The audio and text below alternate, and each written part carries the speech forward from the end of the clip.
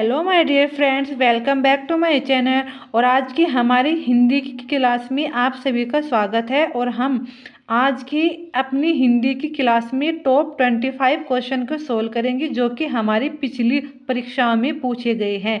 और ये question most important है, तो आप क्लास को कंप्लीट वॉच करें, ध्यान से देखें। फर्स्ट है आपके सामने, किस शब्द में उपसर्ग का प्रयोग हुआ है। सो गाइस, आपको बता देते हैं कि उपसर्ग वे शब्द होते हैं जो किसी शब्द के पहले लगते हैं, और जो शब्द के बाद में लगते हैं उन्हें कहते हैं प्रत्यय। तो यहाँ पर ये सवाल है कि किस शब्द में उपसर्ग का प्रयोग हुआ है।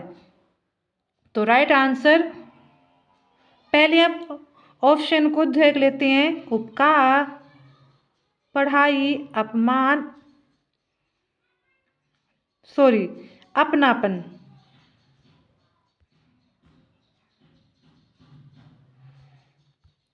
उपकार, पढ़ाई, अपनापन, लाभदायक। तो राइट आंसर उपकार। ये कार वर्ड था, इसमें हमने इससे पहले हमने कार वर्ड से पहले उपसर्ग लगा दिया, उप नाम का उपसर्ग लगा दिया, तो ये कार क्या बन गया? उपकार। तो राइट आंसर इज उपकार। Question number 2।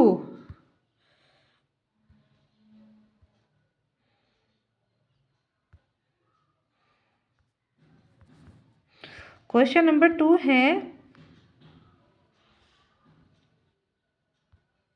इनमें से कौन सी जातिवाचक संज्ञा से भाववाचक संज्ञा बनाया गया है। तो गाइस, आपको बता देते हैं, जातिवाचक वे संज्ञा है जो कि एक समूह, जैसे कि सारे बूढ़े हो गए, बहुत सारे आदमी हैं और ये बूढ़े हैं, तो उन बूढ़ों को एक नाम दे दिया गया बूढ़ा। तो ऐसे कुछ स्टूडेंट हैं, उन बच्चों को जो कि विद्यार्थी हैं, वो सभी हम उन्हें अलग अलग नाम से ना बुला करके एक नाम दे दिया विद्यार्थी। तो ऐसे ही जातिवाचक संज्ञा से भाववाचक संज्ञा बनानी है। तो जातिवाचक संज्ञा हो गया बूढ़ा, और अगर मैं इसमें भाववाचक बुढ़ापा, तो right answer is 1, option A, बुढ़ापा। क्वेश्चन नंबर 3, निम्नलिखित में से विराम चिन्ह नहीं है। अल्प विराम ये भी है, निर्देशक चिन्ह ये भी है, पूर्ण विराम ये भी है। तो राइट आंसर इज अवतरण, ये एक विराम चिन्ह नहीं है। क्वेश्चन नंबर 4,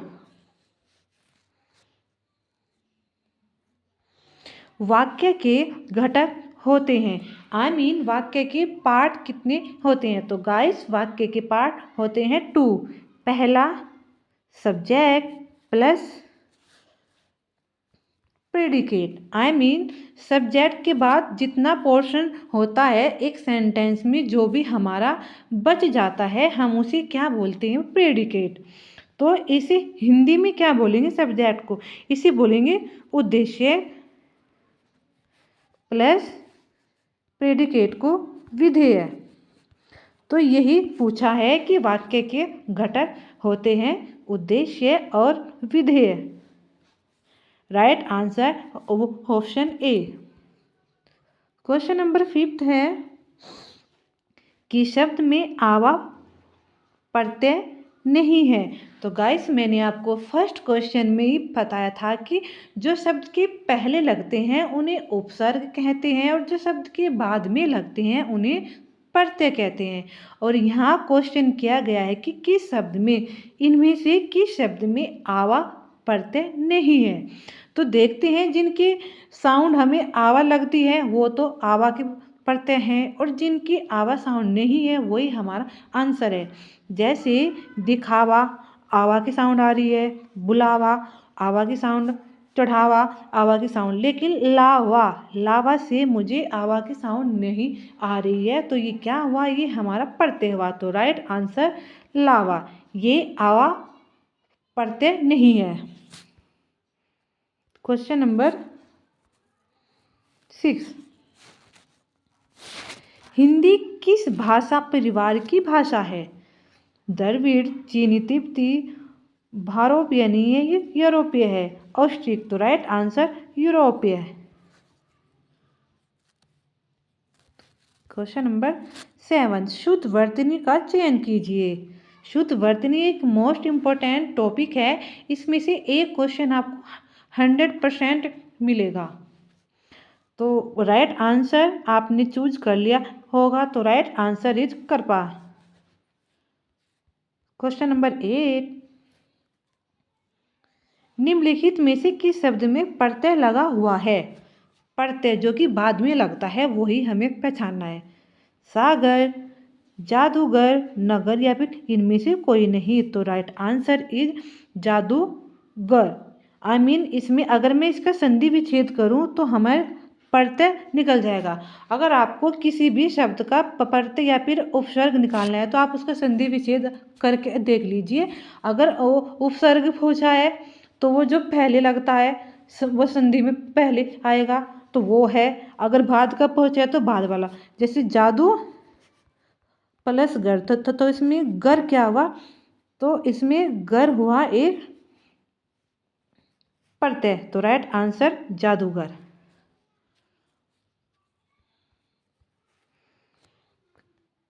क्वेश्चन नंबर 9, कै वर्ण किसके योग से बना है? कै वर्ग। कै वर्ग, कै प्लस ए। कै की साउंड क्या है? कै ए, मतलब कै में ए की साउंड भी है। तो आप क्या काम करेंगे कि इसमें कै में से कै प्लस ए, कै आधा कै, इसे जब नीचे हलंत लग जाता है तो इसका मतलब होता है कि इसमें कै अक्षर आधा है। हलंत का मीनिंग यही है कि वो शब्द आधा है। तो कै में अगर हलंत है तो ये आधा कै प्लस ए, ऐसे ही पूरा हो जाता है। तो कै में कै आधा प्लस ए। तो right answer option D. Question number 10, Hindi भाषा का जन्म हुआ है किस भाषा से? अपभ्रंश। तो राइट आंसर ऑप्शन डी।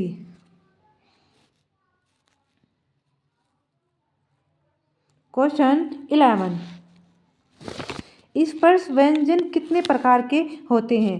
15, 20, 24 या फिर 25। तो right answer is 25।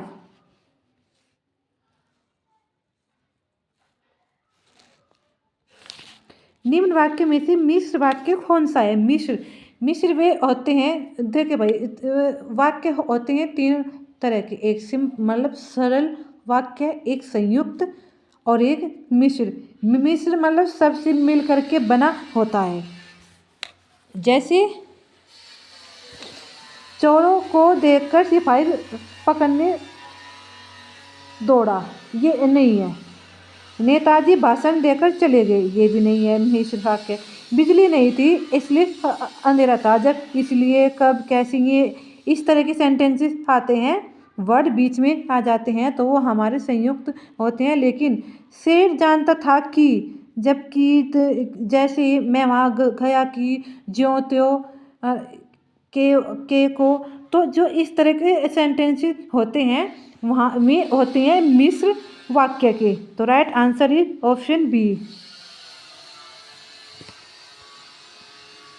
Question number 13,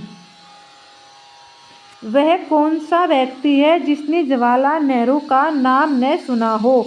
वाक्य कैसा है? अभी आपको समझाया है कि कौन, मतलब जिसने, किसने, कहाँ, जैसे, वैसे, इस तरह के की सेंटेंस में आता है तो वे क्या होते हैं? मिश्र वाक्य। तो आंसर है इसका मिश्र वाक्य, ऑप्शन बी। क्वेश्चन नंबर 14 में क्या है? इनमें से कौन सा विराम चिन्ह ऐसा है जो हिंदी में अंग्रेजी भाषा से नहीं लिया गया? जो हिंदी में अंग्रेजी भाषा का तो वो चिन्ह है लेकिन वो हिंदी में नहीं लिया गया। ऐसा कौन सा विराम चिन्ह है जो हिंदी में अंग्रेजी भाषा से नहीं लिया गया? जैसे ये कोमा इंग्लिश से लिया गया है, क्वेश्चन मार्क भी इंग्लिश से लिया गया है, सेमी कोमा भी इंग्लिश से लिया गया है, लेकिन ये पूर्ण विराम, ये जो है ये ये विराम चिन्ह अंग्रेजी भाषा से नहीं लिया गया है। तो राइट आंसर इज क्वेश्चन वो ऑप्शन 4। निर्वाह में प्रयुक्त उपसर्ग है। निर्वाह, अब इसमें पूछा है उपसर्ग। उपसर्ग में होते हैं जो किसी शब्द के पहले लगते हैं। तो आप बताएं निर्वाह के आप टुकड़े कीजिए और आपको निर प्लस वाह। तो निर सिंपल सा है कि अगर मैंने निर इसके टुकड़े किए निर वाह, तो निर है इसका जो इसमें प्रत्यय उपसर्ग पूछा है तो निर आएगा। तो राइट आंसर इज निर, ऑप्शन सी। Question number 16। निम्न में से किस शब्द में प्रत्यय का प्रयोग हुआ है? अभी मैंने आपको उपसर्ग बताया है, लेकिन यहाँ पर क्या बताना है? प्रत्यय, जो कि शब्द के बाद में लगता है। विकल, धनिक, पुलक, अलग। तो जो बाद में लगता है वो बताना है। इसमें तो अगर मैं विकल के टुकड़े कर तो वी प्लस कल, इसमें नहीं है। ध प्लस निक, इसमें है ध प्लस निक। ऐसे तो टुकड़े होंगे ना इसके, तो प्रत्यय में होते हैं जो लास्ट में। तो लास्ट में क्या इक आ रहा है, इक की साउंड आ रही है, तो इसमें है। आगे भी देख लेते हैं, पू प्लस लक, पुलक, तो वो ये भी नहीं है। अलग, ए प्लस लक ना, ये भी नहीं है। तो right answer is option B, धनिक। तो राइट आंसर धनिक है। Question number 7। यथार्थ में कौन सी संधि है? यथार्थ, यथार्थ में दीर्घ संधि है, वृद्धि संधि है, गुण संधि है। इसमें बड़ा बड़े से मिल, जब छोटा बड़े से मिल करके बड़ा बन जाता है तो वहाँ पर क्या होता है? जैसे ए प्लस ए हो गया आ मीन आ का डंडा आ हो गया, तो ये क्या हुआ? बड़े। तो यथ है, अगर ए प्लस आ है तो भी आई होगा। अगर ए प्लस आ है, ए आ, और आ भी आ, ए प्लस आ तो भी आ, और आ प्लस ए तो भी आ। आई मीन अगर छोटा बड़े से मिल करके कुछ भी हो, चाहे बड़ा छोटा बड़ा आगे पीछे हो, लेकिन वो बड़ा हो जाता है इसमें। तो जिसमें बड़ा हो जाता है उसे क्या कहेंगे? दीर्घ। तो ये क्या हुआ? दीर्घ संधि। Right answer is option A, दीर्घ संधि।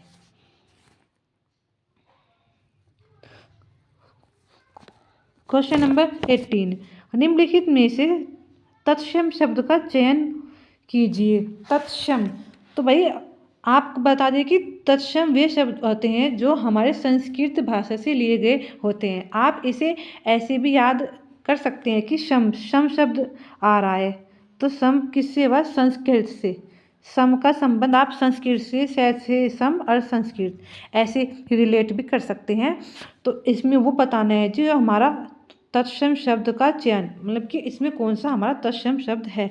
तो राइट आंसर इज, खेत तो हमारा नहीं है तत्सम, ना ही अजीब है ना ही कोट। तो राइट आंसर उद्गम।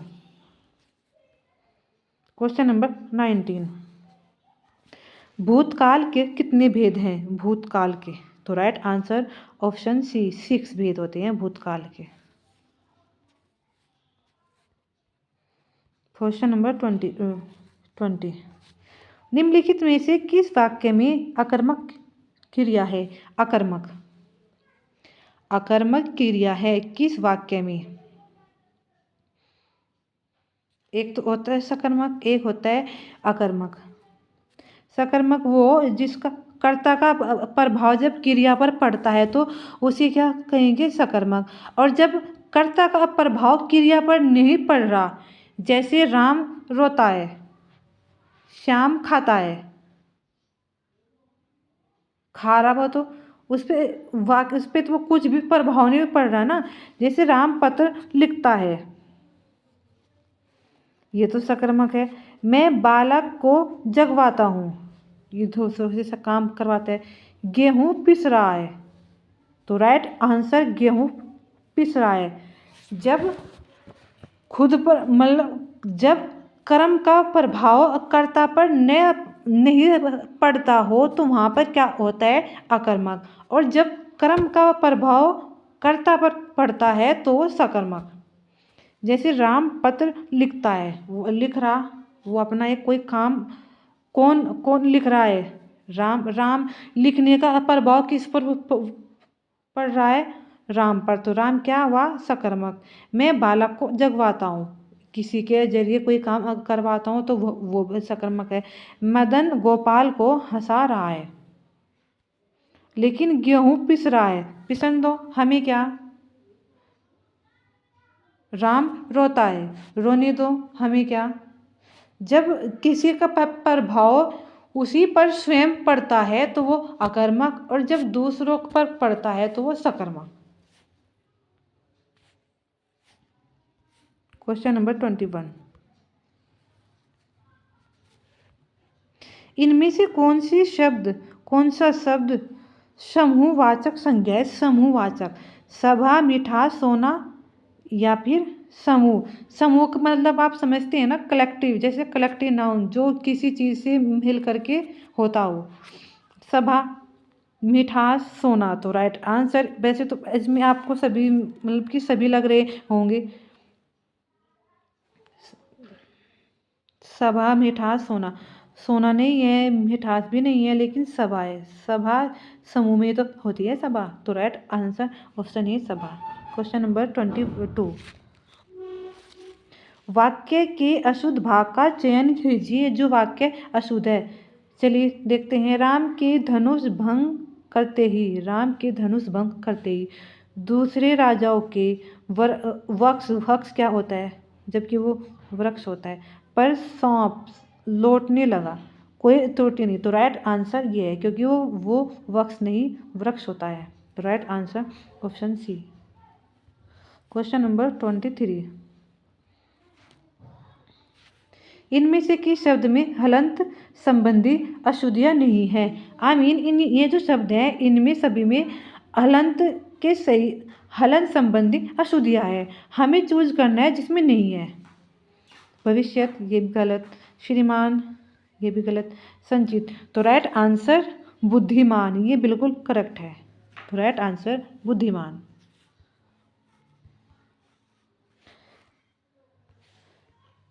बड़ा शय कौन सा व्यंजन है, उष्म, संयुक्त, अंतस्थ, स्पर्श। स्पर्श तो नहीं है, अंतस्थ भी नहीं है, संयुक्त भी नहीं है, तो उष्म है।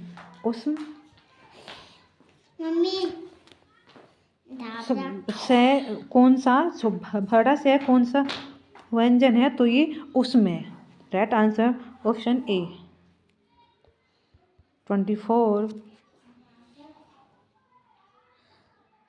समुद्र मंथन करने का अर्थ है घोर तप करना, कठिन परिश्रम करना, दृढ़ प्रतिज्ञा करना, या फिर उद्देश्य को प्राप्त करना, तो राइट आंसर है कठोर परिश्रम करना, जैसे कि आप कर रहे हैं। आप जो अपनी पुलिस के एक कंपटीशन में अगर आप जॉब पाने के लिए आप जितनी मेहनत कर रहे हैं वो किसी समुद्र मंथन से कम नहीं है, तो आप समुद्र मंथन कर रहे हैं। सो गाइस, ये आज की हमारी हिंदी की क्लास थी। आपको ये क्लास कैसी लगी प्लीज़ कमेंट करके ज़रूर बताएं, इससे हमें एक मोटिवेशन मिलता है गाइस।